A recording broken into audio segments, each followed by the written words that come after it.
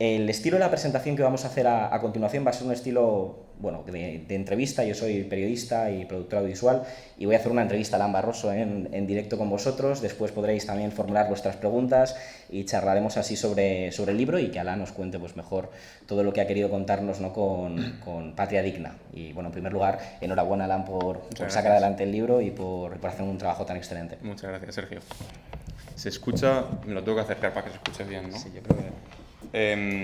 Muchas gracias a todos y a todas por haber estado aquí un viernes a esta hora con el calor que hace, que tiene mérito, y muchas gracias a Sergio por acompañarme y por abrirme esta que es la primera presentación para hacer gala de eso que nos creemos que es el anticentralismo, joder, que no tiene que empezar en Madrid todo, está empezado en Valencia. Me gustaría empezar recordando una cosa que me pasó en televisión hace unos cuantos meses. Yo voy a televisión muchas veces sabiendo lo que hay ahí y que es posible que me encuentre algún que otro dinosaurio, pero un día fui y de repente me encontré de lleno en Jurassic Park, pero bestia. Yo estaba pues haciendo lo habitual, interviniendo, y de repente veo a la directora del programa señalándome a una pantalla. Hace, aquí. Digo, ¿qué pasa? Y de repente aparece en la pantalla el dinosaurio padre, el T-Rex de los dinosaurios posibles que podían aparecer en televisión en ese momento. Era Juan Chinarro, si no me equivoco, ni me sé su nombre porque me importa muy poco, que es el presidente de la Fundación Francisco Franco. Que bueno, que esto da para un debate muy largo, de si debería seguir todavía apareciendo gente como esa en televisión, porque realmente lo que se hace es darles pábula a sus ideas, y si no desaparecerían directamente, etcétera, etcétera. Bueno, yo me lo encontré de sopetón. Si lo hubiese sabido antes igual habría reaccionado distinto. La cosa es que nos enzarzamos, evidentemente. Una persona joven, progresista, de izquierdas, evidentemente, frente a un tipo dinosaurio antiguo con unas ideas caducadas como las que él tenía, y evidentemente chocamos de una manera brutal. Y lo que más me llamó la atención fue que, hablando de historia de España, él lo que me dijo directamente fueron dos cosas. La primera es: tú eres muy joven para hablar de historia de España, y la segunda es que no tienes ni idea y tienes una visión sesgada, y que no defiendes a España. Y claro, no me jode nada más que eso.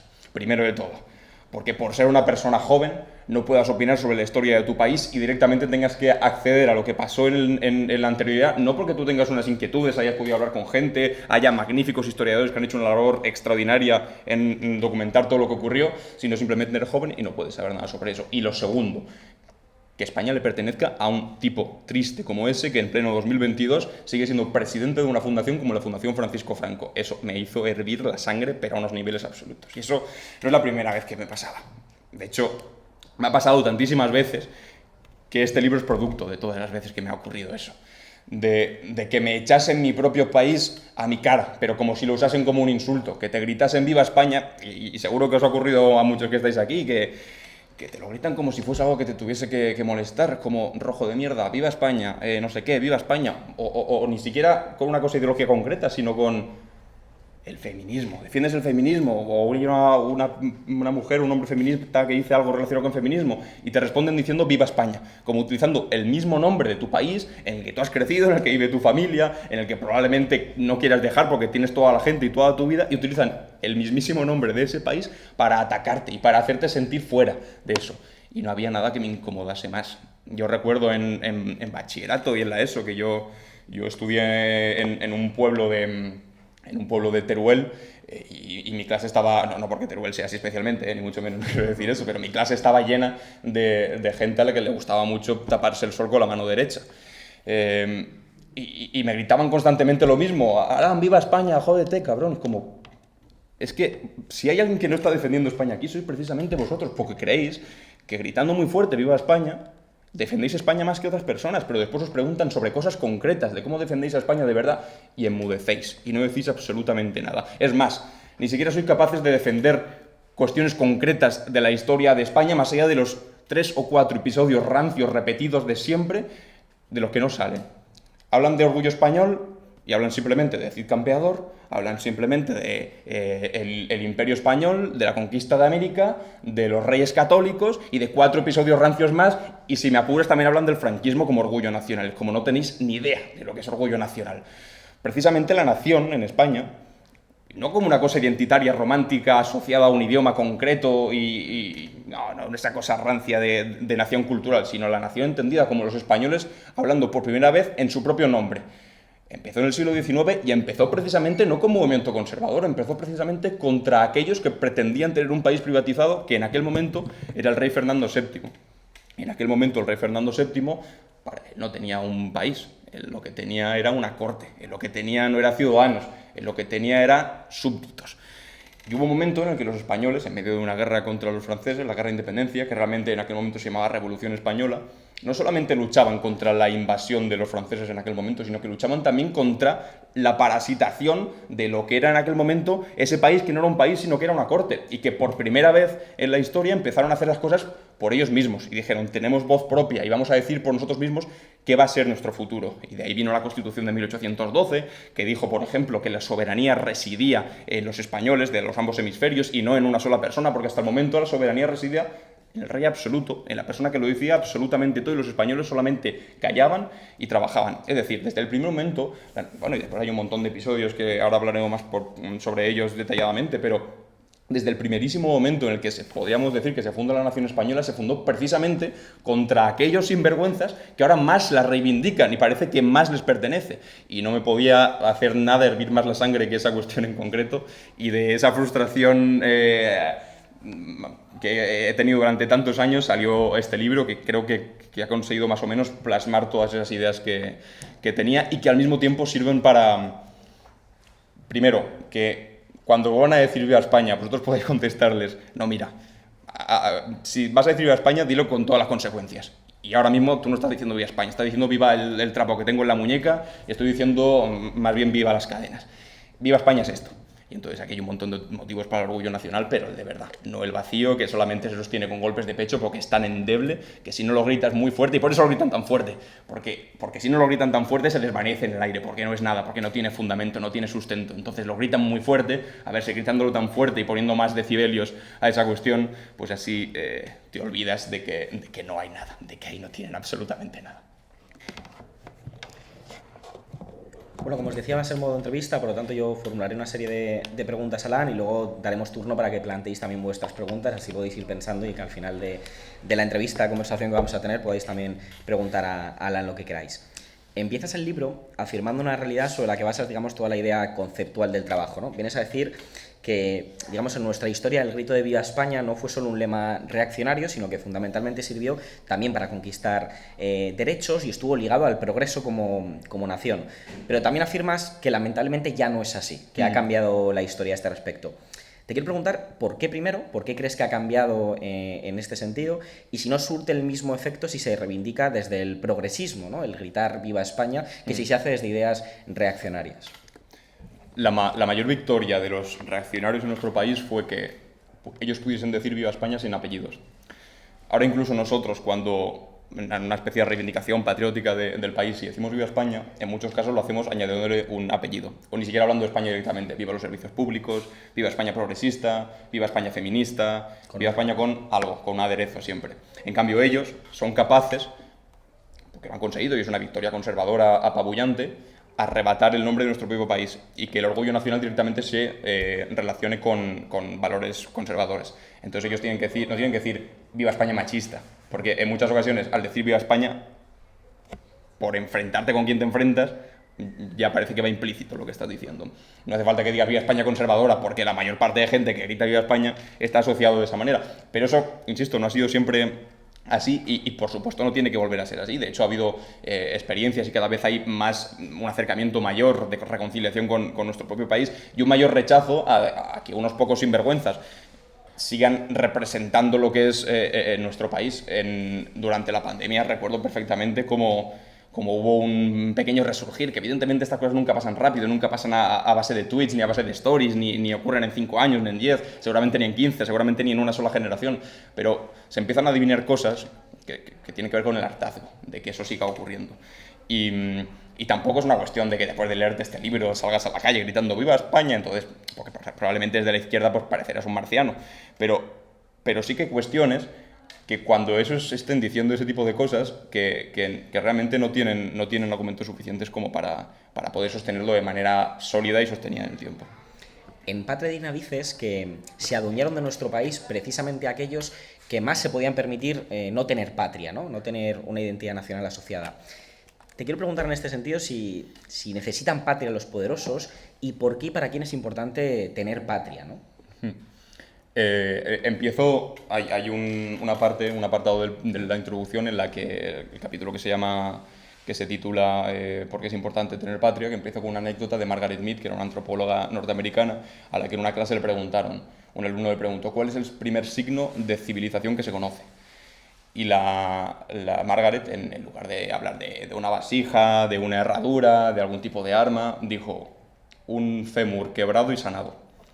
Claro, en primera instancia no sé por qué eso es civilización, pero claro, ella lo explica como que para la selva, para que en el mundo salvaje, la selva entendida como un sitio donde no hay sociedad ni nada, ni civilización, alguien se rompe un fémur, un animal se rompe un hueso, ese animal probablemente quede incapacitado y un depredador mayor que él se lo coma. Porque eso es la ley de la selva, no hay nadie que te cuide. Sin embargo, un fémur fracturado y curado significa que alguien se quedó contigo, que alguien te cuidó, que le dedicó un mes o dos, mientras tú no podías trabajar ni podías valerte por ti mismo, te cuidaba, te traía la comida, te hacía de comer, te garantizaba un futuro. Y ahí dice, ahí es donde nace la civilización, cuando empezamos a cuidarnos. Y yo opino que lo de la patria es algo similar, fuera de interpretaciones románticas que hablan de la patria como algo natural, que dura siglos, etcétera, etcétera. Yo creo que la patria es una comunidad. La patria se puede llamar España, pero cuando durante mucho tiempo aquí no se pudo llamar España, seguía habiendo pequeñas patrias. La pequeña patria estaba en tu sindicato, la pequeña patria estaba en tu familia. De hecho, la mayor parte de patrias importantes está en tu familia, en la gente que te quiere, en tus amigos. Y en ausencia de esa patria mayor, que precisamente nos robaron aquellos que menos se podían, que menos les interesaba tener patria, o que más se podían permitir no tener, eran los que la tenían. Me refiero a que eran los que más se podían permitir no tener patria, porque te puedes enfrentar a la vida de dos formas. La primera es la poco habitual, que es teniendo apellidos importantes, contactos muy importantes también, dinero en el bolsillo y un futuro asegurado en ese sentido. Porque tú cuando tengas un problema vas a acudir al amigo de tu padre, que sabes que conoce a suficiente gente como para sacarte de eso. O cuando te des una hostia económica, sabes que vas a ir a casa y te van a ayudar. Y que cuando tengas otro problema vas a levantar el teléfono o simplemente vas a firmar un cheque y si el problema se te va a pasar. Es una forma de solucionar los problemas individualmente. Pero la mayor parte de gente no puede. La mayor parte de gente necesita a otras personas para librarse de esos problemas. Y ahí es donde cobra sentido lo que es la patria, como comunidad de cuidados, como una comunidad de gente que se cuida entre ella. Por supuesto que una persona que no tiene dinero en el banco, si tiene un problema va a tener que acudir a algo, a una institución seguramente que le ayude, a su familia, pero no va a poderse librar él solo de todo. Entonces, precisamente aquellos que más se podían permitir prescindir de esto porque no lo necesitaban, y lo vemos precisamente que lo necesitan porque cuando les pones un poquito más de impuestos, ¿qué hacen? Cogen un billete y se van a otro país. Cuando ven que el gobierno tal vez les quiere hacer un poco más de cosquillas por algún lado, simplemente cogen un avión y se van a otro lado, cambian su domicilio fiscal, abandonan el país, porque realmente no tienen una vinculación muy grande con su país, sino más con su dinero. Por supuesto que son españoles y se sienten españoles, pero a la hora de la verdad, cuando tienen que elegir entre patria o patrimonio, siempre eligen patrimonio, porque siempre les pesa más el bolsillo, y es la decisión fundamental. Lo que pasa es que hay gente que no puede decidir entre una cosa y la otra, y no puede prescindir de esa comunidad de cuidados que yo intento defender que es la patria, y es en lo que hay que convertirla. Cita textual: las banderas, los himnos y los símbolos son importantes porque crean comunidad, explican quiénes somos, hacia dónde vamos y lo que queremos conseguir. ¿Los símbolos que están dados actualmente, tú crees que sirven para la patria española del futuro o debemos, digamos, refugiarnos en los de un pasado más certero, ¿no? Yo siempre lo que hice fue, o sea, desde que empecé a militar políticamente, me refugié al 100% en la tricolor, en la bandera tricolor.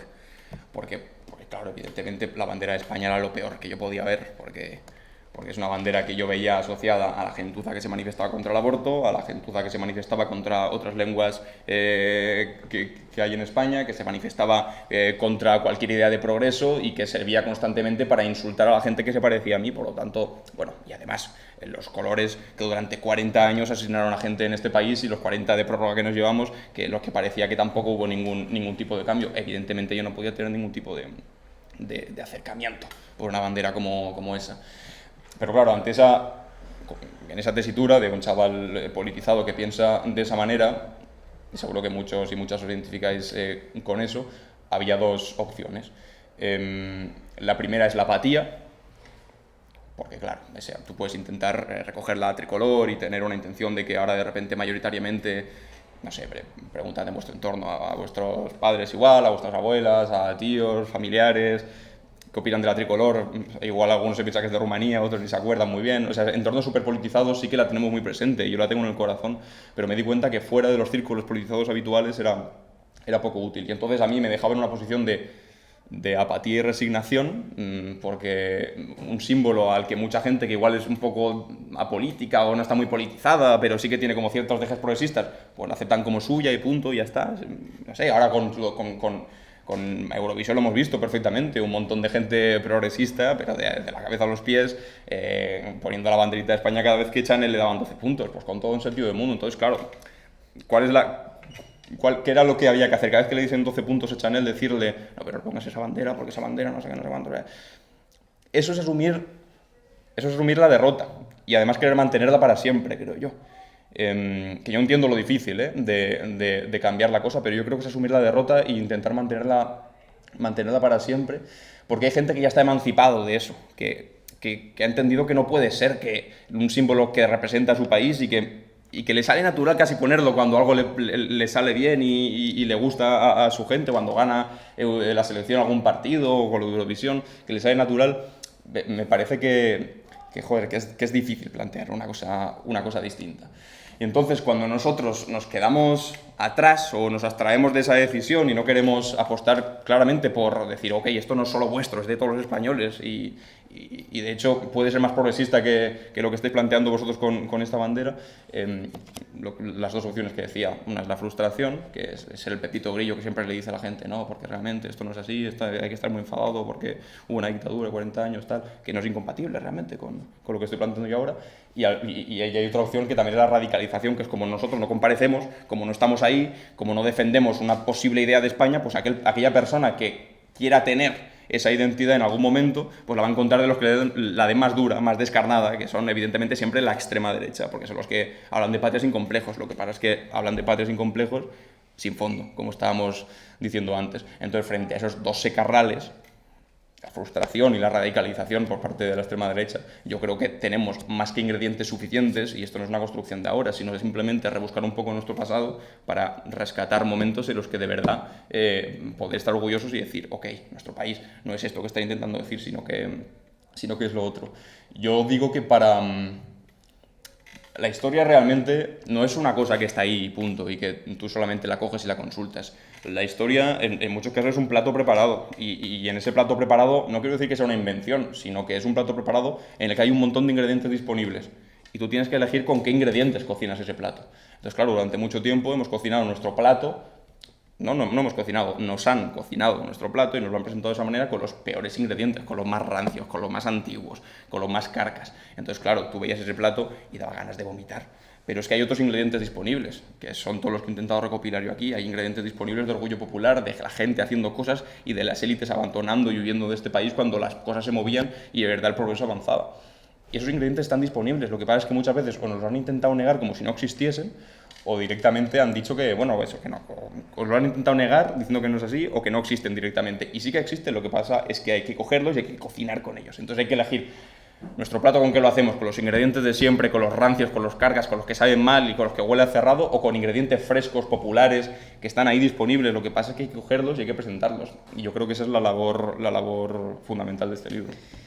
Me parece curioso también porque en el libro incluso hablas esto está fuera de guión, del origen propio de la bandera, ¿no? También, y cómo dista mucho de la concepción quizá que hay en determinados círculos izquierdistas, ¿no? De dónde parte la bandera nacional, la bandera rojigualda, ¿no? Y leyendo tu libro era uno de los apartados que me parecían también incluso más interesantes, ¿no? Cómo también se puede hacer una reivindicación popular fuera ya del sentimiento asociado después, ¿no? con la apropiación que hizo la dictadura franquista de la rojigualda en sí mismo, de lo previo, ¿no? Del origen de la propia bandera, ¿no? Y es un tema que me parece curioso. Y además creo que se está reformulando también, y te pregunto a ver qué te parece, una idea nacional que no ha sido cocinada por la izquierda ni tampoco por la derecha, sino que es espontánea, casi generacional, en redes sociales, ¿no? Y te lo saco también todo el guión por el tema de de Españita. Esto es muy nicho, quizá esto a lo mejor la gente que es más joven y que se mueve en redes sociales lo sabrá, pero cuando utilizas el término Españita para referirte a España con cierto apego emocional, ¿no? Porque es tu país, porque te gusta España, pero lo usas para referirte a determinadas cosas, ¿no?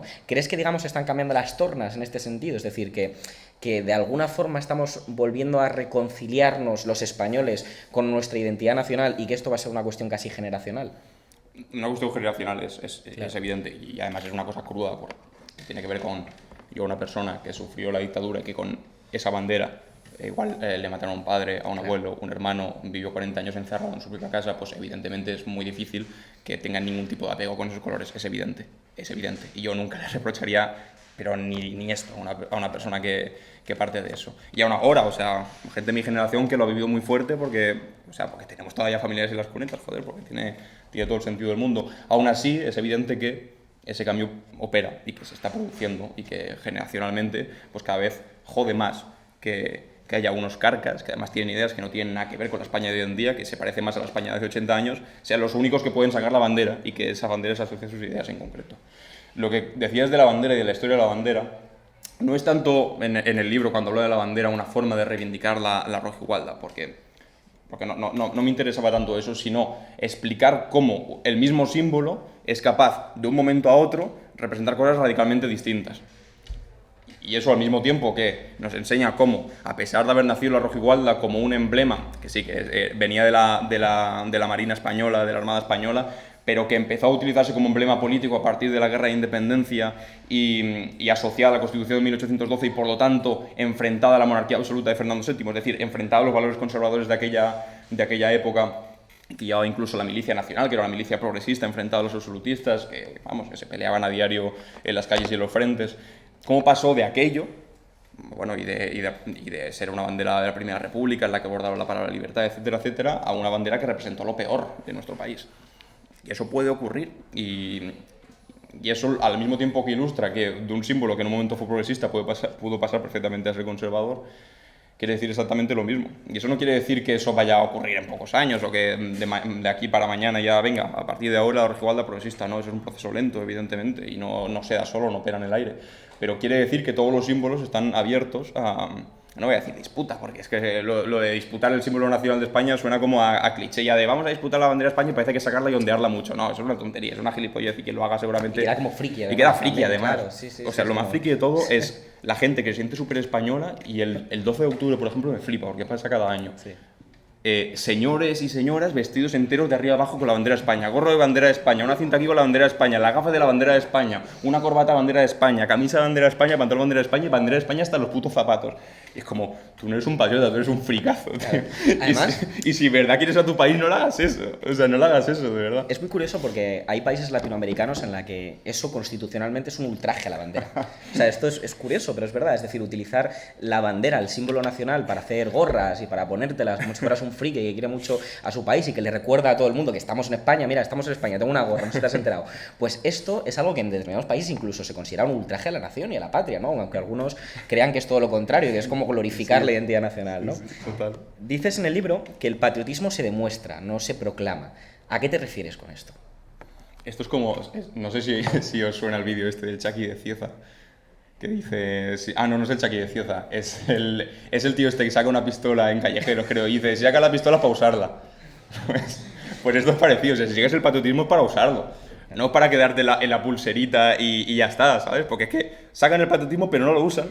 Pues claro, después se lo olvidan. ¿Cómo aplicamos el patriotismo? Tú puedes gritar muy fuerte Viva España, pero si después te da exactamente lo mismo que el 1% de los españoles tengan tanta riqueza como el 99% de los españoles, perdona, pero eso no está muy preocupado por España. Si tú gritas muy fuerte Viva España, pero después te da exactamente lo mismo si las costas de nuestro país están llenas de macrohoteles que han construido simplemente porque unos pocos concejales de unos cuantos pueblos se llenan los bolsillos, pues eso perdona, pero no es que era tu país. Si no te importa que el Mar Menor se haya contaminado entero, también para que 4 empresas y 4 politicuchos se hayan dado el bolsillo, pues lo siento mucho, pero es que no eres un patriota, no defiendes a tu país. Lo que pasa es que es demasiado habitual sacar el patriotismo, pero no ejercerlo, y eso es un completo error. O sea, no me puede enfadar nada más que eso, porque al final parece que el patriotismo se ha quedado, y esto es fuertísimo, en una identidad para pijos, con padres muy ricos que veranean en Punta Cana y él la pulserita de España en la muñeca y te llaman puto rojo. Y es que es como la tribu urbana se ha convertido esto. ¿Desde cuándo ser español se ha convertido en una tribu urbana? Si precisamente ser patriota es ir contra esa gente, ¿sabes? El patriotismo en todo caso es ir contra esa gente que han convertido de ser un patriota en una tribu urbana. ¿Das algún dato alarmante en Patria Digna, en contraposición, digamos, a quien ven la ruptura o la desaparición de España como consecuencia al reto independentista o a su diversidad territorial? Y tú hablas de las consecuencias climáticas de nuestro país, ¿no? De lo que puede ocurrir con esto del cambio climático y cómo España podría ser uno de los países más damnificados, ¿no? A consecuencia de la crisis climática. ¿Crees que, digamos, España está abocada a convertirse en un desierto, como dices en Patria Digna? Para empezar con lo primero que has dicho, España se rompe. Eso, ¿cuántas veces lo hemos escuchado en los últimos 5 o 6 años? España se rompe, España se rompe, España se rompe. Siempre asociado a una cosa en concreta, que era al asunto independentista en Cataluña. Pero es que España no se rompe por ahí, precisamente. O sea, vale, muy bien. Se podría argumentar que sí, ok, pero por donde se rompe de verdad, primero, es por la brecha entre clases, por la diferencia abismal entre los más ricos y los más pobres, por ahí se rompe de verdad España. España se rompe con un centralismo atroz que hace que todo esté en Madrid y no haya absolutamente nada fuera de Madrid. Por los que somos de fuera de Madrid, pues eso nos... O sea, y que hemos acabado muchos viviendo en Madrid porque no queda otra opción que vivir en Madrid, porque es que está todo en Madrid. Es el 1,6% del territorio nacional y tiene casi el 20% de los habitantes. O sea, es una maldita locura. Del Producto Interior Bruto también. Todos los ministerios, todos los asuntos importantes, la mayor parte de contrataciones del sector público se hacen en Madrid. Absolutamente todo está en Madrid. Y además para más INRI, los impuestos son más bajos. Y entonces lo que hacen es robar todo el talento de otros sitios. Y bueno, o sea, en fin, se rompe por ahí también. Por ahí se rompe España. Y se rompe por otro sitio. Que es que yo no entiendo que un patriota que en principio está tan apegado a su tierra, cuando se trata de defender su tierra de un peligro inminente como es, bueno, inminente, que ya lo estamos viviendo, como es la crisis climática, se lave las manos y ahí el patriotismo ya no ejerce. ¿Qué puede haber más asociado al patriotismo que la defensa misma de lo que es la tierra? La frase esta que yo repito 1000 veces de Antonio Machado, de no es patria el suelo que se pisa, sino el suelo que se labra, es que habrá un momento en el que no habrá suelo ni que pisar ni que labrar, porque será prácticamente desierto. España es uno de los países más vulnerables al cambio climático de toda Europa. Hay estudios que dicen que para el 2050, si la subida de grados sigue de la misma forma, de las temperaturas sigue de la misma forma, el Sáhara se planta a las puertas de Madrid. Eso ya sabemos dónde nos deja a Valencia o a Teruel, de donde soy yo. Es decir, es la misma existencia de España lo que se está planteando ahí. Pero es que los tan llamados patriotas a sí mismos se olvidan de esto e incluso se atreven a contestar a este tipo de ideas enarbolando una vez más la bandera y hablando de patriotismo. Mira, perdone, usted no es patriota, sino es que estamos aquí hablando de la propia existencia de España. No estamos hablando de una tontería o una entelequia, estamos hablando de la cosa concreta. No ni siquiera de unos valores, ni de un idioma en concreto, ni de cómo funciona ese país en el momento, no, sino de la existencia misma de España. Y si eso no te preocupa y bajo tus gobiernos lo que ha pasado ha sido las mayores actividades contra nuestro entorno natural en nuestro país, perdona, pero patriota no puede ser. No puede ser patriota si se ha aprobado una ley del suelo que lo que hace es permitir que si se quema un bosque puedas construir encima y se pueda recalificar esa zona para que unos pocos sigan en los bolsillos. Eso, mira, un día se ponía la pulsereta y al día siguiente recalificaban suelos que habían sido previamente quemados por piromanos para hacer precisamente eso. Ahí no hay, vamos, pero ni ápice de patriotismo. Estamos en fechas trascendentales quizá para la historia reciente de España, porque un Borbón se ha exiliado, ¿no? y ha vuelto justo ayer, ¿no? Que la gente seguía además por streaming, ¿no? Cuando venía el avión del rey Juan Carlos y algunos le vitoreaban y le aplaudían y demás. Y en el libro resaltas algo que me parece también curioso y crucial, ¿no? Resaltas la contradicción entre un conservadurismo que apela al orden y la ley, ¿no? El orden, la patria, la ley, a la vez que permite y ampara la corrupción y el despotismo de sus élites, ¿no? La imagen de este despotismo la encarna además especialmente una familia dinástica en España que todos conocemos muy bien. Te quiero preguntar cuál ha sido la relación de los Borbones con España, que es una relación creo que curiosa y que tiene sus altibajos, aprovechando precisamente esto, ¿no? Que don Juan Carlos ha vuelto con su yeta a saludar a la plebe. Con su yeta y con su jeta, y sujeta, en fin. Ahora que estamos viendo a toda esta gente gritando por la calle, que ha vuelto Juan Carlos, hace mucho ruido y parece que son muchos, pero claro, cuando se exprese eso a través de un referéndum, a ver si son los mismos, a ver si hacen tanto ruido. Precisamente el CIS dejó de preguntar en 2015, no por casualidad, sino porque es evidente, o sea, también es una cuestión generacional, cada vez tiene menos sentido. Para la gente no entiende que hay una persona que sea inviolable, que no pueda ser juzgado, que la Fiscalía incluso haya reconocido que es culpable, pero que unas cosas se hayan caducado, ya no se puedan juzgar, que otras cosas es porque es inviolable y otras no se las pueda juzgar directamente porque lo regularizó, porque Hacienda le avisó. Que yo no sé si te avisan de cuando tienes las cosas malas, donde encuentras el pufo al final. Te lo encuentras al final, claro, no te avisan. A raíz de la frase esta de viva España, viva el rey, viva el orden y la ley, viva la Guardia Civil, el himno de la Guardia Civil, que dice viva España, viva el rey, viva el orden y la ley, no hay mayor contradicción posible. Porque el rey de España, históricamente, la dinastía borbónica, ha sido lo más contrario a la ley posible, desde el primer momento en el que existió ley en nuestro país. Desde el primer momento en que la Constitución de 1812 se aprobó, había un rey dispuesto a saltársela. Había un rey que cuanto pudo mandó matar a todos los liberales que habían escrito la Constitución de 1812 y dijo, la soberanía soy yo, que no haya ningún tipo de recuerdo de que la Constitución de 1812 existió. Cuando consiguieron volver a imponer la Constitución en 1820, con el pronunciamiento del general Riego, se la tuvo que tragar de nuevo. ¿Pero qué hizo en 1823? Lo que hizo fue llamar a los franceses. Y entonces, los 100.000 hijos de San Luis, no sé si os suenan, vinieron e invadieron de nuevo España, porque hacía poco que habían estado de nuevo por la guerra de Napoleón. Volvieron a invadir España, pero esta vez para imponer el absolutismo y devolver el poder absoluto a Fernando VII, que lo que quería hacer básicamente era no respetar la nueva ley que todos los españoles habían dado. La historia más habitual de los Borbones, para empezar, que son una dinastía extranjera que nunca se pareció a nuestro país, que tenía a nuestro país como una posesión personal, no como un país, y que ni siquiera hablaban el propio idioma del país, ninguno de ellos, hablaban dicho en francés entre ellos. Y ahora la reina griega, el rey nació en un edificio español de Italia, ¿no? Un edificio patrimonio de...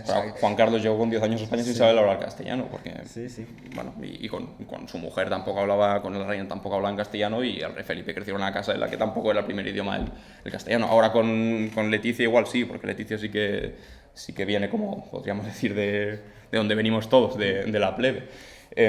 Pero lo más habitual de los Borbones ha sido lo contrario, de no estar asociados al orden. Fernando VII, lo que he estado diciendo, tuvo que estar exiliado. Después, su hija, Isabel II, también se tuvo que exiliar, pero antes de eso, su madre María Cristina también se la tuvieron que chutar y se fue corriendo de España. ¿Por qué? Porque como todos los Borbones también tenía negocios chungos de corrupción, en los que tenía, que justo con María Cristina fue que se pusieron todos los trenes, se hizo la red ferroviaria en España y casualmente pasaban todos los trenes por terrenos que ella vendía a un precio muy, muy gustoso. Los españoles se cansaron, la echaron, dijeron vamos a poner una regente, Isabel II, que era la hija. A ver si la convertimos en una reina constitucional que por una vez por todas pues acate la ley y entienda que hay una constitución, tiene ciertos poderes y otros no los puede ejercer. Una vez más, Isabel II no hizo ni caso. Isabel II le hicieron una revolución, la Revolución de la Gloriosa en 1868, y se tuvo que ir una vez más de España. De hecho, había un consenso tan grande en ese momento en que Isabel II y los Borbones no podían reinar en España que se esperaron todos los partidos políticos un año hasta que fuese verano del año siguiente, porque la reina veraneaba siempre en San Sebastián y entonces estaba más cerca de la frontera y podían asegurar que en el momento en el que se hiciese ese pronunciamiento la reina iba a poder cruzar la frontera y salir de España tranquilamente, sin que ocurriese nada grave. Después, en aquel momento fue cuando Joan Prim, que era el que lideraba en aquel momento, dijo: los Borbones jamás volverán a reinar en España. Volvieron. Intentaron encontrar un rey fuera, porque todavía era pronto para ideas republicanas, aunque había unos cuantos. Encontraron un rey en Italia, que se lo trajeron aquí. Le intentaron hacer... O sea, es que es muy fuerte, porque los Borbones, como nunca consiguieron ser reyes constitucionales que aceptasen la ley, se tuvieron que ir a buscar fuera un rey para ver si había un rey de fuera que aceptase las leyes que los de aquí nunca habían aceptado. Salió mal, acabó volviendo Alfonso XII, que realmente vivió en el exilio un tiempo, durante el tiempo en que su madre no reinó en España. Después Alfonso XIII le pasó exactamente lo mismo, se declaró traidor y tuvo que abandonar España durante la Segunda República. Después don Juan también vivió fuera y ahora Juan Carlos ha acabado yendo. O sea, quien diga que viva el rey, viva el orden y la ley, o sea, no sabe lo que dice, porque los reyes históricamente no están asociados, en España por lo menos, a nada que tenga que ver con la ley, ni mucho menos con el orden, pero en absoluto. Te voy a decir a continuación una serie de términos y nombres para que me digas lo que te viene así a a la cabeza y después pasamos al turno de preguntas para que cada uno podáis plantear las dudas que tengáis a Alan. Fernando VII, empezamos. Pues el primer traidor y lo llaman el felón, pero lo llaman el felón como lo llamaban a Sánchez, lo recuperaron de ahí realmente, porque nos traicionó a los franceses, porque no sé qué... y bueno, no, sobre todo por el tema de la Constitución de Cádiz, que la anuló en cuanto pudo. Pero para mí la principal definición de Fernando VII es aquel al que le pertenecía un país y al que se le independizó el país. O sea, lo que pasó en la Guerra de Independencia no solo es que España se independizase de Francia, ni de Napoleón, sino que se independizó de sus propios males, de su propio rey, de su propio monarca. Se independizó España en 1812, escribiendo una constitución que decía lo que decíamos antes, que la soberanía reside en los españoles de ambos hemisferios. Entonces, como todo dictador al que le pertenece un país, en el momento en el que su pertenencia, porque era una pertenencia, era para los Borbones España como no un país, sino una zona VIP en la que tenían ellos carta y mando, se le independizó y de repente se dio cuenta que ya no podía mandar sobre lo que siempre había querido mandar, porque tampoco tuvo demasiado tiempo. Así que me parece muy importante acordarnos de su figura como la primera persona que, poseyendo España, dejó de hacerlo por acción de los españoles. 2 de mayo. El 2 de mayo se ha convertido en una fiesta madrileña local, pero eso ha ocurrido con todas las fechas importantes asociadas a la Guerra de Independencia. Bailén en Andalucía, en Zaragoza los sitios de Zaragoza, en Madrid el 2 de mayo, en todos los lados, todos los hitos que en aquel momento configuraron la idea nacional de España frente al invasor francés se han quedado en festividades locales que no han trascendido eso. Sin embargo, el 2 de mayo tiene importancia porque no fue un evento meramente madrileño, sino porque los dos héroes del 2 de mayo que se recuerdan son Daoiz y Velarde, que eran un cántabro, no estudio, hay un cántabro y un andaluz y un sevillano. Entonces, fue el primer momento en el que, a pesar, porque en el 2 de mayo eran el pueblo el que salió a la calle, porque mientras todos los nobles... Madrid estaba vaciado de poderes antiguos, no estaba el rey, no estaban los nobles, no estaba la aristocracia ni se la esperaba, y además todos esos no solo que no estaban, sino que habían mandado todos, sin perder un solo segundo, cartas a Napoleón diciéndole: nos ponemos al servicio del nuevo soberano. Lo que les interesaba era mantener su poder, evidentemente. Y mientras toda la casta esa que estaba ahí arriba, todos los privilegiados, estaban poniéndose al calor del nuevo mandamás, fue el pueblo español movilizado el que salió a las calles, ejerciendo una identidad nacional que hasta el momento no habían tenido y que sí que tenía mucho que ver con la defensa del status quo, porque en el momento era una cosa un poco extraña y sí es verdad que salieron defendiendo el nombre de Fernando VII, porque entonces Fernando VII todavía parecía algo como revolucionario respecto a su padre, porque todavía no había conocido al Fernando más absolutista, pero fue un evento que fue netamente del pueblo y uno de los episodios más interesantes es que, a pesar de que el ejército oficial español fue ordenado, bueno, se le ordenó quedarse en los cuarteles mientras el ejército estaba en los cuarteles y no movió un dedo el ejército español, a pesar de que es la Guerra de Independencia, no movió un dedo el ejército español.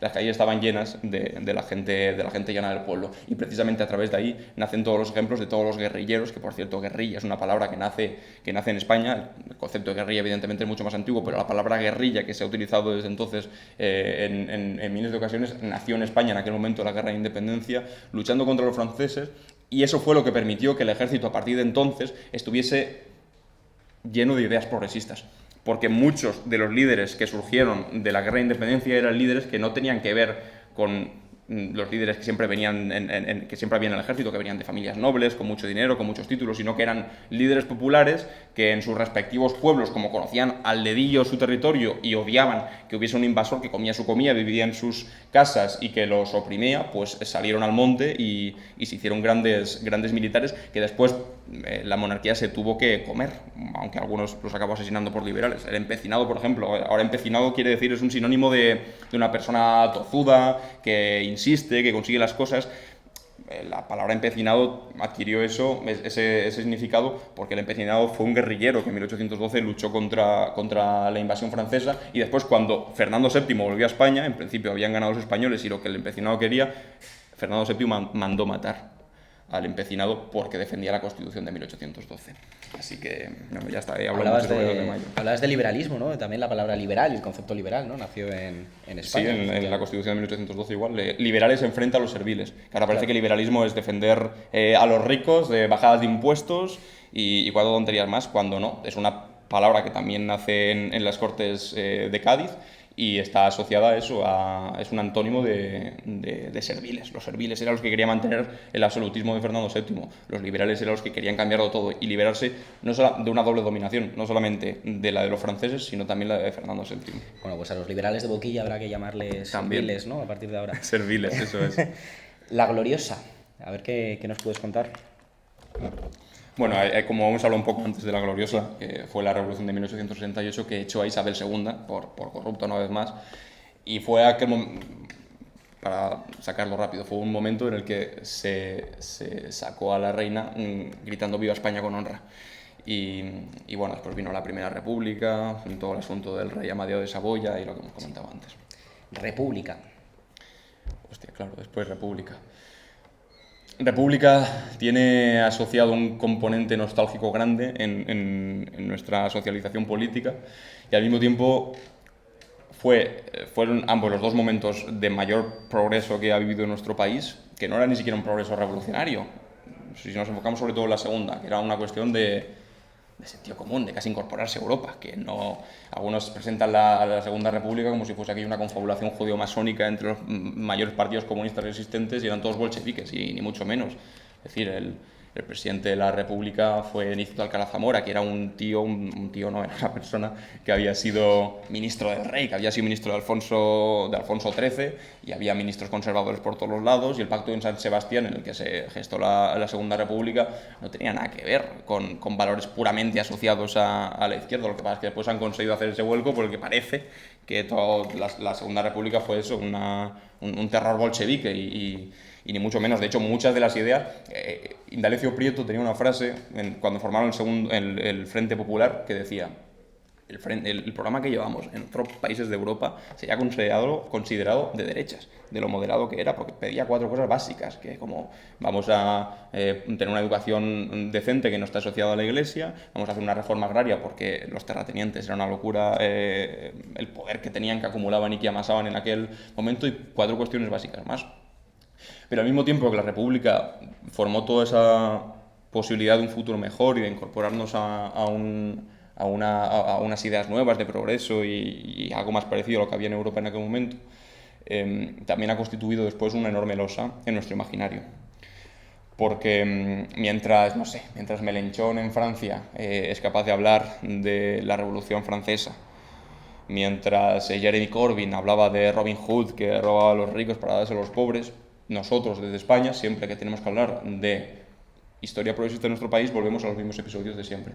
Volvemos a la Segunda República, volvemos a lo terrible que fue el franquismo y nos quedamos atrapados ahí, una tras otra vez. Cuando realmente tenemos un montón de episodios populares cargadísimos de ideas y de experiencias que nos podrían servir para salir de ese cuadrilátero en el que nos tienen agotados, y que somos como el boxeador que está en una esquina del cuadrilátero, que le están pegando todo el rato en la cara y repite lo mismo constantemente. Y a pesar de que hay que reivindicarlo a tope, hay que empezar a nutrir nuestra defensa de la historia de España a través de otros episodios. Es curioso esto, ¿no? Porque el Partido Comunista, ¿no?, en unas elecciones republicanas sacó un porcentaje de votos casi marginal en un momento determinado. Incluso el PC en su momento decía aquello de que la república era una república burguesa, ¿no? Y en un inicio proclamaban esto, ¿no? Y después los más republicanos o los que más han reivindicado la idea de la república han sido, bueno, pues los comunistas o la gente asociada al PC, ¿no? Los giros un poco de la historia. Francisco Franco. Da para... así, de golpe, después de hablar. ¿Te imaginas que digo? No, pero es interesante. Le dedico un apartado a Franco, porque a Franco se le presenta desde el gentuza como el chinarro del que hablaba antes, sí, que todavía lo admiran como si fuese el prohombre de España. La mejor representación de lo que era un español valiente en aquel momento, y no hay nada más alejado de la realidad. No solo es que su figura fuese ridícula, que eso es irrelevante, que no está al nivel del Cid, evidentemente, sino que su ejercicio también fue completamente ridículo. Es decir, Franco fue un tipo que se curtió en las guerras en el norte de Marruecos, que no peleaba contra ejércitos bien curtidos ni contra ejércitos profesionales de otros países, peleaba contra personas que habitaban, contra tribus bereberes del norte de África, contra personas mal pertrechadas, que evidentemente fueron batallas duras, pero vamos, quiero decir, no era una batalla como para pintarlo como un grandísimo estratega. Sin embargo, en África en aquel momento se conseguía prosperar mucho más rápido que en el servicio militar en España, y rápidamente el tipo pues fue conquistando posiciones, y a Franco ya lo conocíamos en España mucho antes de que fuese dictador, porque por ejemplo en 1917 fue uno de los encargados de reprimir las jornadas revolucionarias que hubo, que las reprimió a sangre y fuego, en Asturias sobre todo. Y después en el 34, durante la Revolución de Octubre del 34, fue él mismo encargado una vez más de subir a Asturias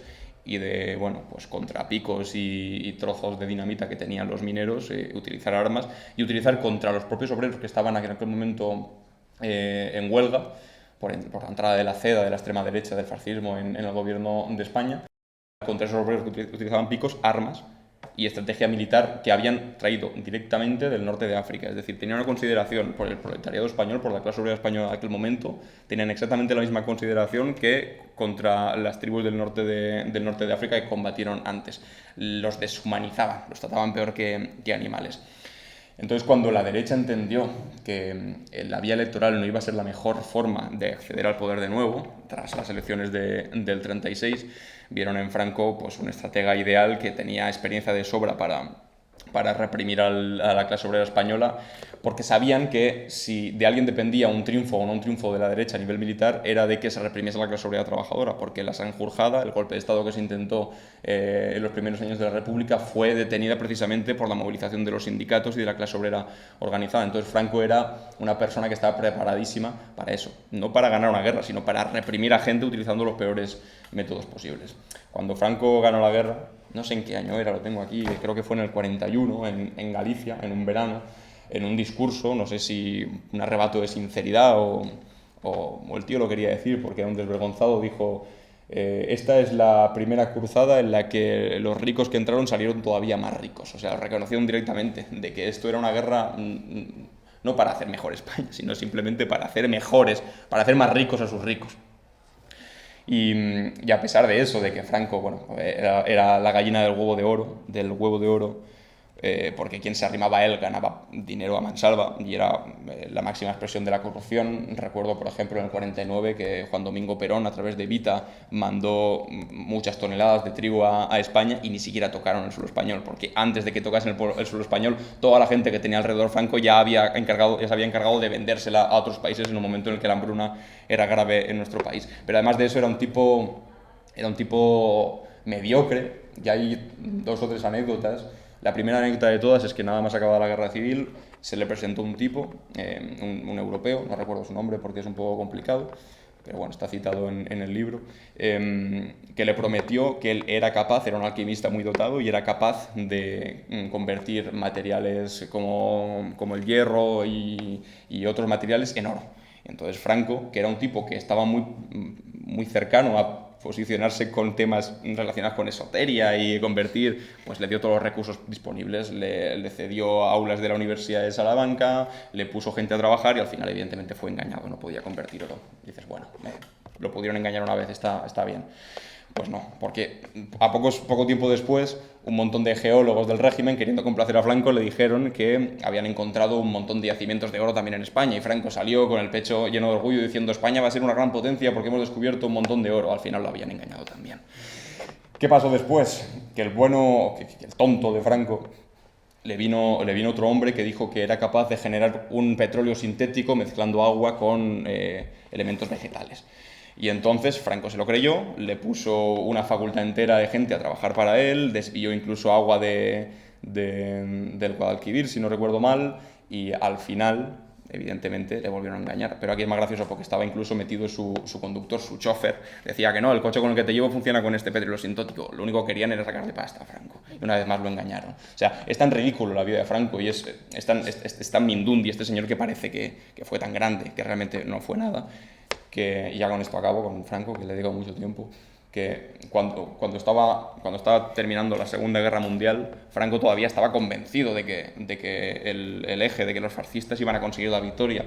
Y hay una cita de Franco que dice literalmente: estoy convencido de que el rayo cósmico marcará un antes y después en la guerra. O sea, que estaba convencido ciegamente de que los alemanes estaban desarrollando un rayo cósmico que iba a cambiar el curso de la guerra. O sea, era un tipo ridículo del principio hasta el fin, que le pedía a la iglesia que le llevase bajo palio en todas las presentaciones o salidas que hiciese, cuando eso no lo hacían ni con los reyes. Y, en fin, un tipo mediocre de arriba abajo, y además uno de los peores traidores y asesinos de nuestro país. Un Estado totalitario armonizará en España, decía, ¿no?, el Francisco Franco. La 9. La 9 es uno de los mayores orgullos de nuestra historia. Fueron gente que, habiendo perdido una patria, luchó por otra. Que perdieron la guerra en España, salieron de España, los metieron en campos de concentración, porque muchos españoles acabaron... Hay un capítulo dedicado a eso también, que es muy duro, de cómo los españoles salieron de España y acabaron en campos de concentración franceses, en absoluto bien tratados, pero cuando ocurrió lo que precisamente los españoles republicanos habían advertido a Europa que podía ocurrir, porque, el pacto de no intervención que firmaron las potencias europeas era un prolegómeno realmente a lo que se iba a ocurrir después, pues a pesar de eso, a pesar de haberles avisado, a pesar de decir lo que está ocurriendo ahora en nuestro país ocurría en el vuestro, cuando empezó a ocurrir, los españoles fueron los primeros que se alistaron en la legión extranjera francesa para luchar contra el fascismo. Luchaban por las mismas ideas, pero en un país distinto. Luchaban por las mismas ideas, pero junto a gente que hablaba una lengua diferente. Y la 9 fue una parte de la división Leclerc, que fueron los que se encargaron de entrar a París el día de la liberación de París. Hacía falta un frente de choque, y aquellos que estaban más experimentados en la guerra eran los españoles, porque venían de una guerra larga desde el 36. Y entonces fueron 150 españoles que entraron en París, y que casualmente, y esto es una cosa preciosa de la historia, fueron un extremeño, un aragonés y un andaluz los que detuvieron al gobernador militar nazi de París en aquel momento. El primer blindado que entró en la plaza del Ayuntamiento de París fue el Guadalajara, que estaba lleno de extremeños. Después, el primer blindado que estableció combate con los alemanes fue el Ebro, que estaba capitaneado por un catalán y estaba conducido por un andaluz. Y es curioso, como una guerra que no pudieron conseguir ganar en su patria, sí que la consiguieron ganar en Francia, y allí todavía se les recuerda con orgullo, y aquí por desgracia no tanto. Cuando escuchamos historias de orgullo militar, y tan solo se nos ocurre Millán Astray, ese tipo infame que fundó la Legión y que ahora tiene tantas calles dedicadas, pero después, además de fundar la Legión, lo que hizo fue ser el jefe de prensa, el responsable de propaganda de Franco durante la guerra, teniendo referentes tan oscuros, tan abyectos como ese, en comparación con otros tan humildes, y además que no solamente generan orgullo en nuestras fronteras, sino más allá de nuestras fronteras. Los franceses están profundamente agradecidos. De hecho, desfilaron el día de la victoria por París junto a De Gaulle. Teniendo esos ejemplos tan buenos, que son de verdad orgullo nacional, me parece mentira que reivindiquemos otros, pero eso es la 9, uno de los mayores ejemplos de orgullo nacional que tiene nuestro país. Millán Astray, un tipo que además en la radio, lo que decía las tropas nacionales, ¿no?, o autoproclamadas nacionales, que violaran a las mujeres republicanas y rojas, para demostrarles lo que era un hombre. Eso de nacionales, además, sí, que nos lo tenemos que quitar. Claro. Porque de nacionales nada. Subversivos, o sea, nacionales en todo caso eran los españoles, porque el bando sublevado, si no hubiese sido por el apoyo de los alemanes y los italianos, no habrían hecho absolutamente nada, y de las fuerzas marroquíes también. Es decir, los nacionales, los que estaban solos, los que no luchaban al lado de nadie, eran los españoles que, estando ellos solos, tuvieron que enfrentar a tropas y aviación alemana e italiana, sin la cual Franco no tendría que haber hecho nada, no podría haber hecho absolutamente nada frente a su pueblo. Así que nacionales ellos no, nacionales nosotros en todo caso. Exilio. Es la última, ¿no? Sí. Pues mira, genial, porque sirve para conectar con... Tenía brigadas internacionales también, pero como es... vale. Sí.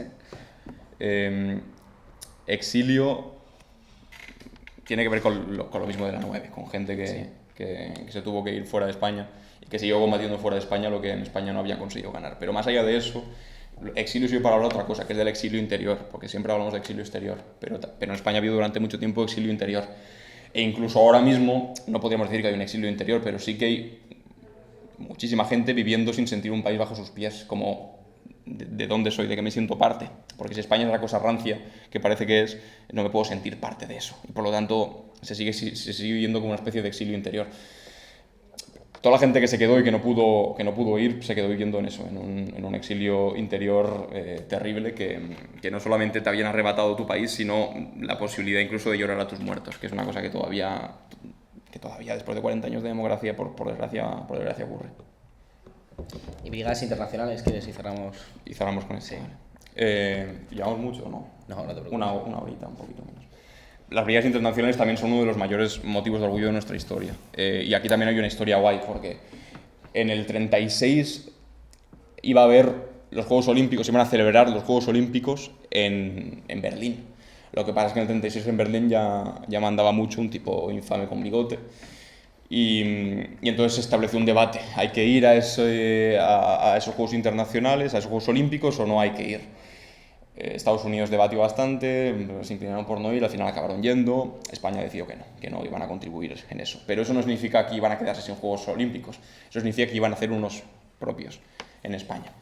Los llamaron Olimpiadas Populares, se iban a hacer en Barcelona del 19 al 20 largos de julio. Lo que pasa es que el 18 de julio vino el golpe de Estado.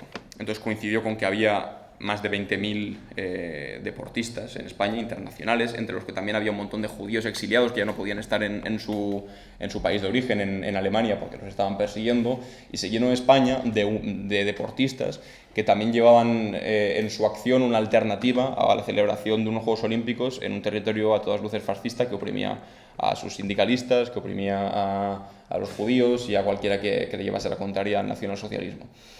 ¿Qué ocurrió? Que lejos de cuando empezó la guerra marcharse todos, porque podrían haberse marchado perfectamente, una gran cantidad de esos deportistas, en lugar de competir en unos Juegos Olímpicos, lo que hicieron fue alistarse en masa a las brigadas internacionales. Y sentaron un precedente histórico que no se ha vuelto a repetir, de miles y miles de extranjeros que sin hablar el idioma, que sin haber nacido en España y sin sentirse españoles directamente, lucharon por las cosas que merecían la pena en España. Vinieron a luchar a España contra el fascismo. Orwell, que es un tipo que es citado mucho en literatura anticomunista, como si fuese una persona que estaba en contra de la izquierda, porque escribió Animal Farm, ¿cómo es en castellano? No. Rebelde la granja, eso. Que de hecho, antes de partir a España, le dijo a un amigo suyo en París, ¿por qué vas a España? Y dijo, porque hay que matar fascistas, alguien debe hacerlo. O sea, que no tenía nada de incoherente o de contrario a las ideas de izquierda. Mucha gente como él vino a España para luchar por un orden de cosas que no tenía mucho que ver con ellos, pero que sí entendieron que esa era la primera batalla de todo lo que iba a venir después, y efectivamente así lo fue. Y es una de las mayores historias de orgullo, y al mismo tiempo una de las que más rabia les da a la gente que más oprime a nuestro país. La extrema derecha tiene una fijación espectacular con las brigadas internacionales, los llaman de terroristas para arriba, y cualquier monumento de esos que hay por todas las ciudades de España en homenaje a las brigadas internacionales es muy fácil verlos vandalizados por esvásticas, por insultos, etcétera, etcétera. ¿Y por qué es eso? Porque les fastidia profundamente que personas que, no habiendo nacido españolas, que no hablando español y que habiendo venido de fuera, luchasen muchísimo más por España de lo que ellos jamás harán ni han hecho nunca. Ya para cerrar y dar paso al turno de preguntas, vamos a citar a José Díaz, que decía, el secretario general del Partido Comunista en un periodo fundamental de la historia de nuestro país, decía: patriotas ellos, no, las masas populares, vosotros, obreros y antifascistas en general, sois los patriotas, los que queréis a vuestro país libre de parásitos y opresores, pero los que os explotan no, ni son españoles, ni son defensores de los intereses del país, ni tienen derecho a vivir en la España de la cultura y el trabajo. Y con esto pues pasamos ahora al turno de preguntas y cerramos la parte de la presentación. Pues nada. A voz viva, ¿no? Yo creo que se escucha bien. Hablabais de la figura del rey, ¿no? como un elemento aglutinador de esa derecha más rancia, que poco se parece a lo que es el país. Y ahora que está por aquí, pues se ven muchas imágenes, como habéis comentado, de esta gente que sale a la calle a aplaudirle y a decirle, le dicen guapo, cuidado, porque es interesante. Hoy veía como el compañero Miquel Ramos, que además es valenciano y sin citarle, ponía un tuit relacionado con esto y citaba un vídeo, ¿vale? Y hay un comentario que es de un Mindún, de estos que se llaman con 1000 números, pero creo que es interesante para entender cómo el rey se ha convertido en un elemento no al que aplaudir per se, sino para atacar al contrario. Y dice, se le aplaude a este por el asco que os tenemos a vosotros, que sois unos hijos de puta y que os odiamos como enemigos. Ya. Creo que esto pasa con el rey, pasa con la bandera y pasa con otros muchos elementos que no le tienes especial cariño per se, pero que te sirven para atacar al contrario. Sí. Y al mismo tiempo eso es un error, sobre todo con el tema de la monarquía, porque la monarquía cuando mejor salud tuvo aquí en España fue cuando menos asociada estaba a unas ideas concretas. Es decir, Juan Carlos durante mucho tiempo fue un rey socialista, a lo que los socialistas le querían mucho, y fue en aquel momento en el que mayor legitimidad tuvo. Sin embargo, en el momento en el que la opción monárquica se convierte en opción de parte, es cuando la monarquía tiene menos opciones de ganar. Pero al mismo tiempo eso tiene un reverso tenebroso, que es la república. Cuando la república solamente se asocia a ideas de izquierdas, también tiene pocas posibilidades de ganar. Precisamente en el Pacto de San Sebastián no fue solamente gente de izquierdas la que se unió para derrocar la monarquía, sino que fue gente de un espectro muy amplio que tenían unas ideas comunes sobre que España debía progresar en ciertos aspectos muy concretos, y de ahí pudieron conseguir una alianza. Ahora mismo la monarquía tiene un problema en ese sentido muy grande, de que si solo es capaz de relacionarse y de sentirse cercana a un espectro ideológico muy concreto que representan ahora mismo dos partidos en España, lo va a tener muy difícil para su supervivencia, muy difícil. Ahora nuestra tarea es reivindicar una alternativa de eso que existe, que no sea excluyente y que no exista de la misma manera que existe lo suyo. Es decir, desde el odio, desde las bajas pasiones, desde los insultos y desde lo que decía ese tío de Twitter con muchos numeritos, que probablemente sea un friki en su casa comiendo doritos, que es eso, que es algo conducido por el odio. Para empezar, ¿este es el meeting de Vox más raro en el que he estado? ¿Que has estado en un meeting de Vox? No, ojalá que quería saber. ¿Qué esperas que pase en España en los próximos 50 años? ¿Y qué realmente crees que va a pasar? Ostras. Es que esa pregunta es una trampa porque es mirar mi bola de cristal. O sea, no tengo absoluta idea. O sea, lo que podemos hacer en todo caso es coger las tendencias de ahora y exagerarlas. Lo que pasa es que eso tampoco es nunca útil, porque nunca hay una foto fija desde la cual coger el hilo y tirarlo hasta el futuro, porque vivimos, y esto no es cosa de España, es cosa del mundo entero, como movimientos pendulares siempre. Ahora estamos en un momento pendular reaccionario, claramente, pero veníamos de un movimiento pendular claramente progresista, en el que en un momento pareció que éramos capaces de hacer todo lo que no habíamos sido capaces de hacer en mucho tiempo. Y ahora es verdad que el péndulo siempre va para un lado y va para el otro. O incluso más que hablar de péndulo, podemos hablar de oleadas, de las olas del mar, porque que el péndulo esté escorado hacia lo conservador no quiere decir que mañana vaya a estar lo progresista, no. Tal vez vengan 10 olas más conservadoras y no sea hasta la ola número 11 en la que venga una ola progresista. Yo no me aventuro, no soy tan engreído como para decir qué va a pasar de aquí a 50 años, porque sería un ejercicio de soberbia importante. Pero soy capaz, eso sí, sin duda alguna, y creo que es lo que he intentado en este libro, de avisar de que no todo está perdido y de que siempre hay margen para la lucha. Y que si todo estuviese perdido ya, realmente sería una falta de respeto para toda esa gente y luchó tanto para dejar el testigo un poquito más adelante. Y nuestra tarea ahora mismo es esa, es la de coger el testigo y dejarlo un poquito más adelante, aunque sea unos metros, para que el que venga después pueda cogerlo y seguir avanzando con ese testigo. No está escrita la historia, evidentemente, y hay que trabajar para eso, para que las olas que vengan después de esta, evidentemente conservadora y reaccionaria, no siga la estela de esta última, sino que sea más bien pendular y venga la que ya habíamos conocido. Pero para eso hace falta trabajo, para eso hace falta rearmarnos intelectualmente, aprender a contestarles en sus propios terrenos y plantear alternativas sólidas. Contradices precisamente en este sentido a Marx también en el libro, ¿no? Diciendo aquello de que la historia estaba abocada, ¿no? Sí, claro. al socialismo, ¿no? Y también está ligado un poco a esto, ¿no? De que parece que no, la historia no está Claro. abocada a nada, ¿no? O sea, que siempre hemos pensado que la historia era de progreso y que siempre se avanzaba hacia adelante. Igual había como algunos baches, pero que al fin y al cabo el comunismo era inevitable, entonces iba a llegar a la sociedad sin clases, punto. Y eso al mismo tiempo generaba como una idea casi religiosa de, bueno, da igual lo que pase, al fin y al cabo llegaremos en algún momento a la tierra prometida, y después genera una frustración tremenda porque te das cuenta de que no se llegaba y claro, o sea, es evidente que las cosas no son así, las utopías no vienen, las utopías las tienes que coger y las tienes que traer.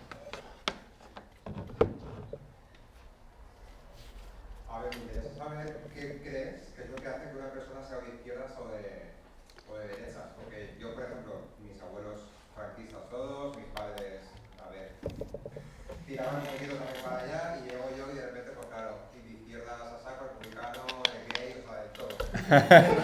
La combi completa. Claro, también lo nacido y digo, joder, soy una persona de todos ellos que me he interesado por formar un poco, por estudiar una cosa, y creo que si relacionas el fascismo con la derecha con una alienación mental de no saber qué es lo que pasa realmente, o por ver más o menos...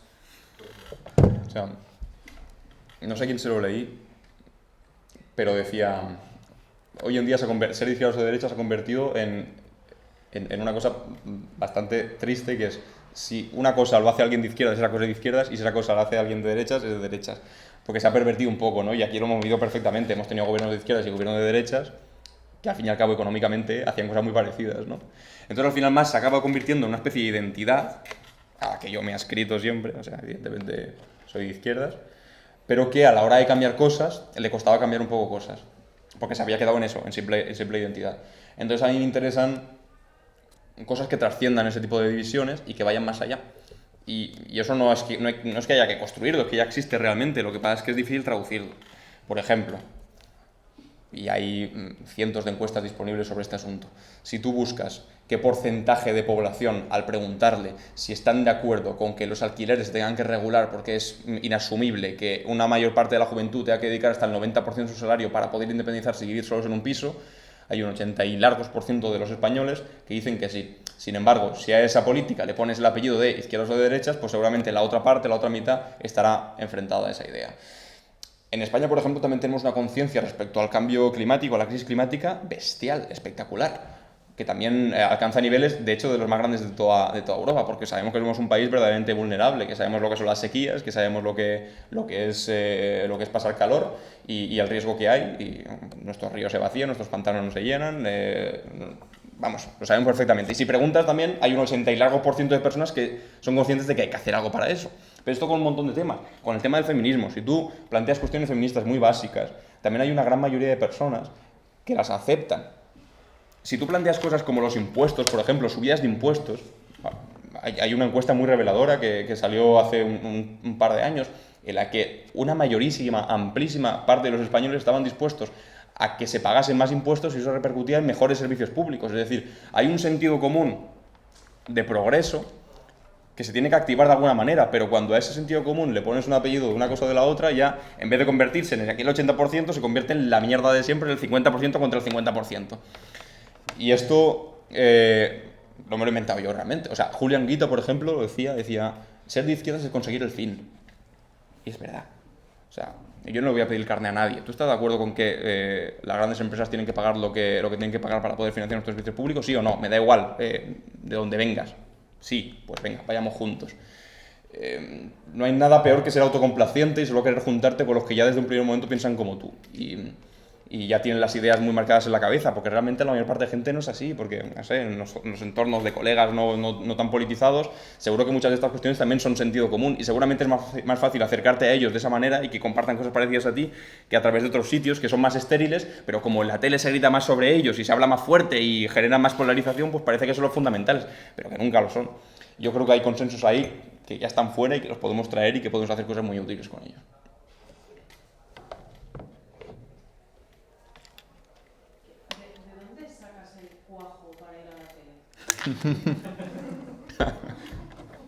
De la inconsciencia. Es que estas cosas es como saltar de un avión, ¿no? O sea, si tú vas a saltar de un avión, si vas a hacer paracaidismo o lo que sea, y dices, hostia, igual no es muy listo, ¿no? Saltar de un avión a no sé cuántos miles de metros de altura y igual me la pego, pero saltas porque dices, a ver qué pasa. Pues con la tele es un poco igual, ¿no? Dices, joder, realmente voy a sacar algo de estar discutiendo con gente con la que seguramente no comparto absolutamente nada y que probablemente acabemos gritando, discutiendo sobre temas que igual son horribles. Igual sí, pero saltas y ahí dentro pues acabas haciendo lo posible con lo que tienes. La cosa es, yo creo que no hay que desestimar nunca los espacios en los que se producen este tipo de discusiones, porque si no estás tú, están otros. Y si están otros, probablemente digan cosas en las que no estás muy de acuerdo. Y Y allí donde tengas una tribuna hay que ocuparla de una manera u otra, de la manera más inteligente posible siempre, no dando más espacio del que ellos te pueden dar a ti, siempre se tiene que ver con inteligencia esto, pero si hay una tribuna y hay posibilidad de dar una batalla en algún sitio y se puede dar en unas condiciones más o menos dignas, yo creo que hay que darlas, a pesar de que para hacerlo es verdad que hay que ser un poco inconsciente, no sé, porque si te lo piensas 2 veces igual dices, pues me quedo mejor en casa leyéndome un libro y seguramente será más constructivo que eso, ¿sabes? Pero bueno, hay que mancharse de barro de vez en cuando para cambiar cosas. Realmente quería preguntar un par de cosas. Bueno, ya que estamos en Valencia, quería hacer un comentario de lo que has comentado de la 9, que es que precisamente una de las personas que entran en la alcaldía bueno, en el Ayuntamiento de París es Armando Granell, que es valenciano. ¿Verdad? Entonces, y él, pues, Que le van a hacer un mural ahora en el metro, además. Van a hacer un metro, Sí, es precioso ese mural. escribió el cómic este sobre Total, Granell y tal. sí. Y que allí en París, que es donde yo vivo, tenemos la Casa Regional de Valencia, que de hecho la fundó él. Vale. Que lo ha cogido pues, eso, a todos los republicanos y tal, pues, para un poco a conocer, ¿no? También. Después de la Riega de Valencia cogió un montón de inmigrantes y tal. Ese comentario. La pregunta que quería hacerte era, vale, has repasado diferentes episodios históricos, ¿vale? O literales, y ya profundizaremos leyendo el libro, pero ¿cuál sería para ti como un hito fundacional, digamos, de la nación española que se podría defender desde un punto de vista de izquierdas? ¿Por qué? Porque, por ejemplo, en Francia nos podríamos ir a la Revolución Francesa, en Italia podríamos ir a algo más reciente, ¿no? Como, obviamente, pues con la Mussolini, y hay incluso un referéndum sobre monarquía o república, aunque bueno, hubo también de los votos de Puglia y tal, pero bueno, que hubo el 25 de abril, es algo que se acepta. ¿Cuál piensas tú que en España sería algo defendible o comparable a estos hitos? El gol de Iniesta. Sí. No, pero el gol de Iniesta está muy bien porque fue por primera vez en mucho tiempo que los españoles sacaron la bandera, no para ir contra otros españoles, sino para celebrar junto a ellos que habíamos ganado una cosa. O sea, por primera vez no para ir contra otro español, sino para celebrar junto a otros españoles. Eso es interesante. Yo creo que esas cosas nunca se decretan, sino que se van adivinando poco a poco. Es decir, a mí me encantaría ahora coger este índice y decir, de todos estos, el más importante y el que a partir de ahora vamos a reivindicar es página 47, la Revolución Española, o la Constitución de 1812. ¿Cuál creo yo que igual podría ser? Bueno, mi pregunta era más bien, ¿cuál podría ser comparable a estos hitos Ya, tan vale, simbólicos, ok. ¿no? Y tan simbólicos, Ok. no simbólicos, sino que per se incluso cambiara Claro, el pero desarrollo... también son así tan importantes porque la gente le ha dado importancia. Es decir, que ha sido una construcción, no porque en el momento fuesen como súper relevantes, porque igual la Bastilla, pues seguramente ha habido líos más grandes en Francia desde aquel entonces, ¿sabes? Pero se le dio una significación simbólica en aquel momento importante.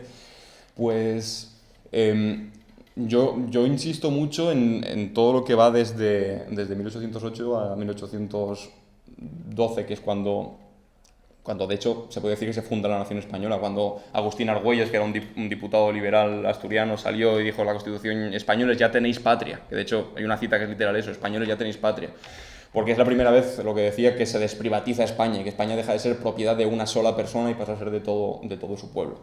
Sin embargo, como somos españoles y nunca nos atrevemos a ir hasta el final en nada, pues ahí tampoco se atrevieron a ir hasta el final en nada y la consecuencia fue que Fernando VII vino, encarceló a todos los liberales y nos volvió a encerrar en la cárcel borbónica, de la que brevemente y en un periodo especial de guerra se nos había liberado. Que por cierto, el libro de España revolucionaria de Marx, que son unos cuantos escritos de Marx hablando sobre la España revolucionaria en aquel momento, es interesantísimo, que habla de España como uno de los hitos progresistas a nivel europeo, incluso por delante de Francia, porque cuando lo escribió en Francia, bueno, cuando escribió no, pero posteriormente en Francia hubo una revuelta al absolutismo bastante importante. Tal vez habría otro aparte de ese, que es lo que ocurrió con Riego, el trienio liberal, que fue tal vez la primera expresión más directa de un gobierno revolucionario progresista de tintes liberales que le impuso a Fernando VII, esta vez sí a través de las armas y de la acción directa de los españoles, que acatase la Constitución, que después al mismo tiempo fue terminado por la invasión de los 100.000 hijos de San Luis. Es decir, pero claro, la Revolución Francesa realmente también tuvo un fin y tuvo un fin trágico, evidentemente. Nuestros episodios también. Lo que pasa es que yo creo que lo importante no es tanto decidir cuál sea, porque a mi parecer serían estos dos, o tal vez la Gloriosa, que también es muy interesante por la cercanía, porque es más cercano y inauguró la Primera República, pero son muy desconocidos todos. Entonces es difícil conseguir que un mito de estos articule algo igual de importante que lo francés, simplemente porque son poco conocidos. Y tampoco os voy a mentir, no creo que con mi libro, con mi humilde libro, vaya a conseguir que toda España conozca estos hitos perdidos, ni mucho menos, porque es evidente que no se va a conseguir. Por eso al principio decía de broma que tal vez lo de Iniesta sea más sencillo que este tipo de episodios.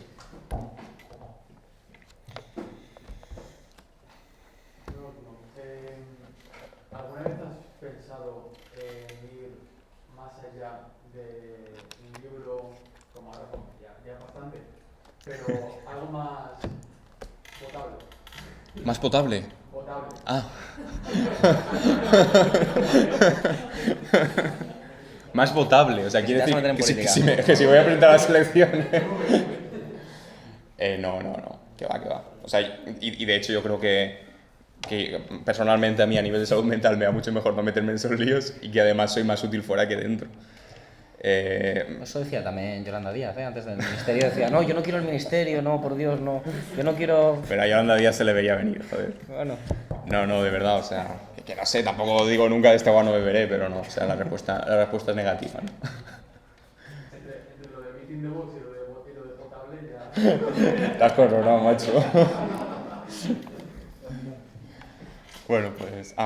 van dos más, sí, bueno, venga, sí. Desde mi punto de vista vivimos en mucho nihilismo, es decir, el conformismo, ¿no? ¿Cómo reaccionamos ante eso? ¿No? Porque yo educo, por ejemplo, Total. en clases particulares y muchas veces cuando estudiando historia intento educar a partir de la izquierda o del progresismo y hay gente que ya no tiene ambición ni interés y da esa Ya, total. Y Claro, ¿cómo reaccionas ante eso? Es decir, ¿cómo explicas? Te explica primero qué es derecha, qué es izquierda, qué es feminismo, qué no es feminismo, por qué tienes feminismo. Claro, son todos tan términos que tienes que introducir, que no puedes dar en clase, que cómo reaccionas a ese conformismo, a ese nihilismo. Pero yo la cuestión del nihilismo no se la puedo reprochar a nadie porque yo mismo lo soy. O sea, También, claro. a pesar de parecer que yo soy aquí un tío que, hostia, de historia de España, la apasiona, no sé qué, yo después me siento en el borde de mi cama, miro al infinito y digo, ¿qué hago en mi vida? Que es- Sí, total. Pero que es un poco generacional eso, ¿eh? Sí. Tiene un poco que ver con nuestra generación, que Pero estamos claro, así. yo pienso que si no reaccionas hacia una cosa, Total. viene el auge de Vox, viene el auge de la derecha, y ves cada vez más, pues por ejemplo aquí en Valencia hablamos valenciano y ves ese silencio del valenciano, la identidad del pueblo. Total. Y eso cuesta mucho confirmarte y decir, ¿qué vas a hacer? Es que no hay nada que hacer. ¿Ves cómo reaccionas ante ese nihilismo? Hombre, lo que estaba diciendo antes, siempre hay momentos de reflujo y momentos de ataque. Cuando a una pelea a garrotazo no puedes estar todo dando garrotazos, en algún momento tienes que cubrir. Igual ahora es momento de cubrirnos. Pero siempre cubriéndonos te preparas el garrotazo para dar el siguiente, ¿sabes? Y eso no quiere decir... Y a toda la identidad valenciana, Claro. lo que representa así izquierda valenciana, digamos, Total. es muy heavy. Pues eso sobre todo creo que es cuidar las cosas que hay, intentar conservarlas e intentar apuntar hacia dónde queremos ir sin dejar que todos los debates nos impongan, porque es el problema, que nos imponen muchos debates. Y tampoco intentar enseñar a la gente como quien enseña con un cuadernillo, ¿sabes? De primer punto, tienes que ser rojo, segundo punto, ¿sabes? Como lo que decía antes, con consensos que están como mucho más asentados, que son de sentido común, y a partir de ahí puedes empezar a explicar cosas de manera mucho más didáctica. Pero vamos, que entiendo tu frustración de la cabeza a los pies. Además, yo no soy nada patriota ni nada nacionalista porque he vivido desde una familia de izquierdas que me han incorporado todos esos. Y he venido aquí para realmente saber un poco más de España porque al final he sido muy gracias a la bandera, a Normal, todos los símbolos. normal. Porque sí creo que tenemos todas las raíces a nivel histórico, Total. franquistas. Y hoy en día ves partidos y ves auges que son franquistas. Total. Entonces, tal vez pues libro como camino.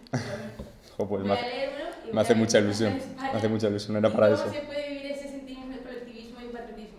Genial, pues muchas gracias a ti.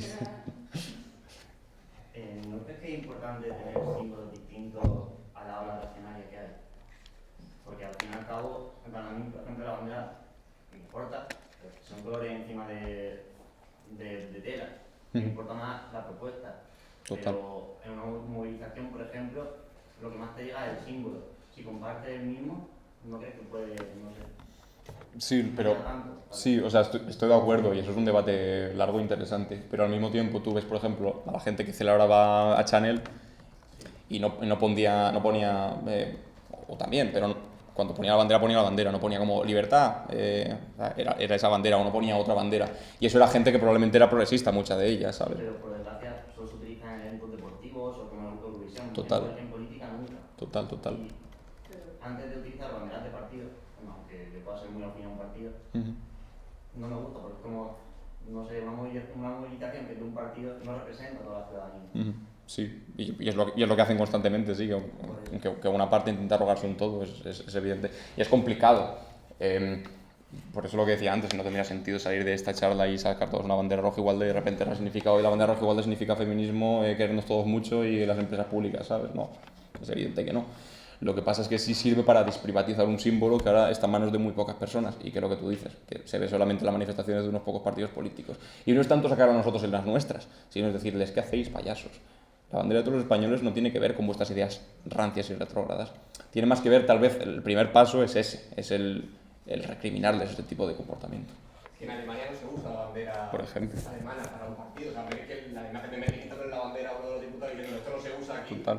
Porque estamos en una cosa de partido, es como lo lógico. Pero fíjate que es muy curioso porque en países latinoamericanos, ¿no? Por ejemplo, cuando han venido oleadas progresistas, el caso por ejemplo de Argentina, en el que de pronto pues hay empresas nacionales que no son nacionales, sino que son precisamente de países extranjeros o de algunos señoritos de países extranjeros, se sacaba en las protestas de la izquierda, del progresismo, la bandera argentina, ¿no? O sea, por ejemplo, cuando se expropia Repsol, ¿no? Que era una petrolera que estaba extrayendo petróleo originario de todos los argentinos, pero que se estaba llevando los beneficios fuera de Argentina, ¿no? A la cartera corriente de unos cuantos señoritos que decían que eran españoles, pero que al final de españoles tenían poco, ¿no? Pues lo que hicieron los manifestantes, precisamente para justificar esa expropiación, esa recuperación de una empresa que estaba extrayendo recursos naturales para todos los argentinos, lo hicieron con la bandera nacional, lo hicieron con la bandera argentina, ¿no? Sacaban la bandera porque era, esta es Argentina, echando a los déspotas que quieren apropiarse de lo que es nuestro, ¿no? Por eso es tan importante. Y aquí es muy difícil, o sea, es decir, aquí no lo que no digo es, bueno, vámonos ahora al Banco Santander con la roja igualda, no, pero es muy curioso cómo habla eso de precisamente los problemas que tenemos a nivel de identidad nacional y que no han tenido en otros países, ¿no? Y claro, total. Claro. ¿Y cómo crees que puede llegar ese mensaje? Porque al fin y al cabo, yo por ejemplo está en el instituto dando charlas y lo que tú mismo te respondes con un viva España o se ríen en tu cara y los símbolos le llegan mucho antes que el discurso. ¿Cómo se puede llegar? Total, y por eso, porque hasta ahora cuando nos decían Viva España, ¿qué hacíamos? Nos quedamos callados, con resentimiento, o les contestábamos, puto facha de mierda. Pero como quedábamos por hecho que eso era así, que Viva España lo pueden decir ellos y no nosotros, y que España está asociada a sus ideas y no a las nuestras de ninguna manera, y que el país es, por ADN, históricamente conservador, cuando no lo es en absoluto. Entonces, yo creo que el primer paso es dejar de aceptar eso, de aceptar que nos impongan ese tipo de ideas y que lo puedan decir sin ningún tipo de complejo, que no, porque ellos no tienen nada que ver con España. Vamos... ¿Y cómo se hace eso si ellos tienen, al final, toda la televisión española como ellos, y ese mensaje llega mucho antes que, por ejemplo, una charla aquí o una charla donde sea? Claro, pero yo al mismo tiempo que estoy dando esta charla también estoy en televisión, por ejemplo. Sí, pero me refiero que el mensaje que tienen ellos es mucho más grande. Sí, o sea... Una disputa nunca se da en igualdad de condiciones, nunca, jamás. Lo que pasa es que hay que empezar a darla para que llegue a algún puerto. Es decir, evidentemente que ahora ellos mediáticamente tienen un poder más grande, igual generacionalmente también, pero las cosas cambian poco a poco y puede llegar a un buen puerto esto. O sea, es decir, no caigamos en el derrotismo de pensar como ellos son tan poderosos, tan grandes, tan fuertes y han controlado tanto tiempo, tantas cosas. Nosotros no tenemos nada que hacer, somos una hormiguita frente a un gigante. Bueno, sí, pero somos muchas hormiguitas y hormiguita, pues se pueden hacer grandes cosas. Es decir, evitar completamente el derrotismo. Julián Guita también decía que la política era un arte agrario, que se trata de poco a poco dedicarle tiempo, cariño, pasión, regarlo, cuidarlo. No es una cosa que se cambia poniendo un tuit, no es una cosa que se cambia poniendo una historia que en 24 horas ya no existe. Insisto, y ni siquiera fundando un partido que su auge y caída ocurre en 10 años. Son cosas que vienen mucho más largas. Bueno, y hasta aquí la presentación de Patria Digna. Espero que hayáis disfrutado, que hayáis aprendido alguna cosilla, que si tenéis preguntas me las sigáis mandando por redes sociales, que intento verlo todo. Y muchas gracias a todos y a todas por haber venido.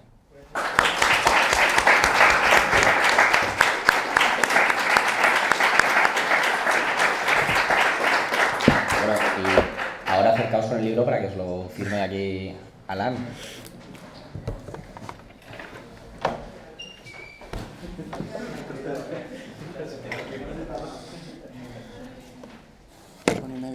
Una horilla y media, todo bien. ¿Qué tal? ¿Qué tal? Aquí el fascista de... Nada, está muy bien tus preguntas. Falta un boli. Tranquilo. ¿Tienes boli? No, pero es que voy a coger uno mío porque voy a... También, igual quedártelo una idea. Esto y así tienes. ¿Tenéis un boli?